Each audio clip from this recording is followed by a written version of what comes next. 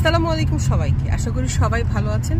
আমরা আমাদের জীবনবোধ, আমাদের দৃষ্টিভঙ্গি দিয়ে অন্যকে মূল্যায়ন করি, অন্যকে জাজ করি, অন্যকে ভালো মন্দ যেটাই বলি সেই বেসিসে বলি এই মানুষটা ভালো, এই মানুষটা খারাপ।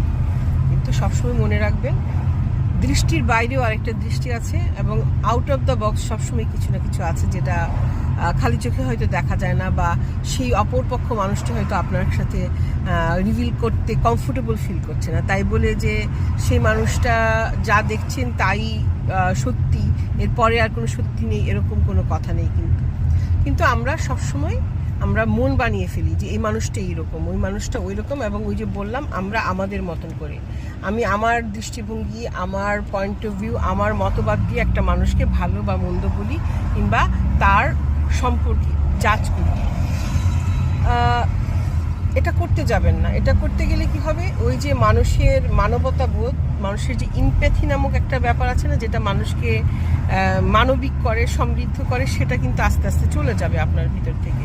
চেষ্টা করবেন কোনো মানুষকে যখন জাজ করবেন, কিংবা কোনো মানুষকে আপনি মূল্যায়ন করবেন, কিংবা কোনো মানুষকে জানার চেষ্টা করবেন তার জায়গায় থেকে, সেই মানুষটার জায়গায় রেখে, হোয়াট ইফ আমি যদি ওই মানুষটার জায়গা হতাম, আমি কীরকম করতাম বা আমি কীভাবে রিয়্যাক্ট করতাম, সেটা যদি চিন্তা করেন, ভাবেন, তখন দেখবেন অনেক কিছু জীবনে সহজ হয়ে যাচ্ছে, অনেক কিছু জীবনে সুন্দর হয়ে যাচ্ছে।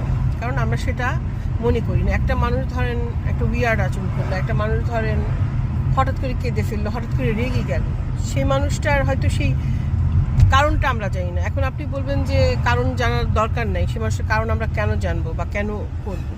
এটাই তো মানবিকতা, এমপ্যাথি। কারণ আমরা মানুষ, সেই জন্য আমরা অন্যের দুঃখ কষ্ট নিয়ে ভাববো, অন্যের সুবিধা অসুবিধা নিয়ে ভাববো। আর এটাকে ইমপ্যাথি বলে।